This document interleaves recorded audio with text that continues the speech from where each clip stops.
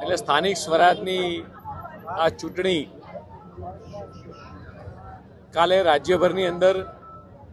10,000 કરતાં વધારે ઉમેદવારોના ફોર્મ ભરી ચૂક્યા છે। આજે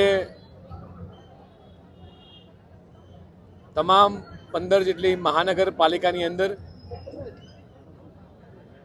અમદાવાદમાં આજે માનનીય મુખ્યમંત્રીશ્રી દ્વારા, રાજકોટમાં હું પોતે, વડોદરાની અંદર માનનીય હર્ષભાઈ, આપણા નાયબ મુખ્યમંત્રીશ્રી, સુરતમાં માનનીય CR પાટીલ સાહેબ અને અન્ય મહાનગરપાલિકાઓમાં અલગ અલગ પ્રભારી મંત્રીઓ દ્વારા 15 મહાનગરપાલિકામાં આજે એક સંકલ્પ લેવાનો, આ જે પ્રજાના સેવકો જે એક સંકલ્પ લઈ અને આગળ વધે અને જનસેવા માટે આગળ વધે એ પ્રમાણેનો આખો સંકુલ કાર્યક્રમ આખા રાજ્યની અંદર થયો છે। અને આ સંકલ્પ સાથે જ જે રીતે પંડિત દીનદયાળજીની અને ડૉક્ટર શ્યામાપ્રસાદની વિચારધારા છે, ભારતીય જનતા પાર્ટીની જે વિચારધારા છે, એકાત્મ માનવવાદ, અંત્યોદય એટલે છેવાડાના માનવી સુધીની જે સતત ચિંતા કરવી, દેશના યશસ્વી પ્રધાનમંત્રી માનનીય મોદી સાહેબ જે રીતે માત્ર ગુજરાત નહીં પણ સમગ્ર દેશને વિકાસની રાજનીતિની ભેટ આપી છે, એ જ આ વિકાસની રાજનીતિ ગુજરાતના મુખ્યમંત્રી માનનીય ભૂપેન્દ્રભાઈ પટેલે સતત અવિરત પ્રયાસથી ચાલુ રાખી છે। અને જ્યારે સ્થાનિક સ્વરાજની ચૂંટણી છે ત્યારે આખા રાજ્યના તમામે તમામ પ્રજાસેવકો એ પ્રજાના કાર્યોમાં જોડાય, કેન્દ્ર સરકારની અને રાજ્ય સરકારની તમામ સરકારી યોજનાઓ એ છેવાડાના માનવી સુધી પહોંચે, વિકાસ ગામડાઓ સુધી, દરેક વિસ્તાર સુધી વિકાસ પહોંચે એ દિશામાં રાજ્ય સરકાર અને કેન્દ્ર સરકાર કામ કરી રહી છે। અને આજે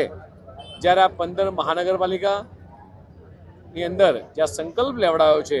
અને આ જ કાર્યકર્તાઓ સતત પ્રજાની વચ્ચે રહી પોતાના 5 વર્ષની કારકિર્દીનો હિસાબ આપતા હોય છે અને એમાં આગળ વધે અને ગુજરાત રાજ્યના તમામે તમામ ઉમેદવારોએ, ભારતીય જનતા પાર્ટીના તમામે તમામ ઉમેદવારોએ જે ફોર્મ ભરે છે તેમાં ભવ્યથી ભવ્ય વિજય મેળવે। ભારતીય જનતા પાર્ટીનો કાર્યકર્તા એ હર હંમેશા બૂથમાં લડતો કાર્યકર્તા છે। 50,000 બૂથની અંદર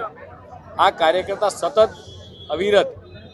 એ પ્રજાના સેવાકીય કાર્યો લઈને પહોંચતો હોય છે। માત્ર ચૂંટણી સમયે જ નહીં પણ સતત પ્રજાની વચ્ચે રહેનારા ભારતીય જનતા પાર્ટીનો કાર્યકર્તા એ પ્રજાની વચ્ચે રહી અને પ્રજાની સેવા કરતો હોય છે। એના પરિણામના ભાગરૂપે આજે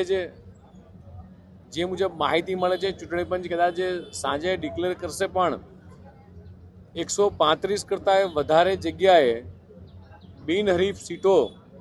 એ થઈ છે। ચોક્કસ આંકડો ચૂંટણી પંચ આપશે પણ જે રીતે માહિતી મળી રહી છે એ રીતે આખા રાજ્યભરમાંથી અલગ અલગ તાલુકા પંચાયત હોય, જિલ્લા પંચાયત હોય, નગરપાલિકા હોય, આની અંદર આજે વિપક્ષો દ્વારા જે જનસમર્થન એમને નથી મળતું, સતત વિપક્ષને માત્ર ચૂંટણી સમયે દેખાવાનું, ચૂંટણી પતી જાય એટલે જતા રહેવાનું, આ પ્રજાને ચોક્કસ ખ્યાલ છે અને એટલા જ માટે ગુજરાતની આ પ્રજા એ સતત એ વિકાસની સાથે જનસમર્થન આપતી રહી છે અને આવનારા દિવસોની અંદર પણ એ જ રીતે ભવ્યથી ભવ્ય વિજય સાથે 50,000 બૂથના વિજય સાથે ભારતીય જનતા પાર્ટીના કાર્યકર્તાઓ આગળ વધશે। ભારતીય જનતા પાર્ટીમાં 10,000 કરતાં વધારે કાર્યકર્તાઓ ચૂંટણી લડી રહ્યા છે અને ભારતીય જનતા પાર્ટીનો કાર્યકર્તા એ કમળના પ્રતીક લઈને એ બૂથની અંદર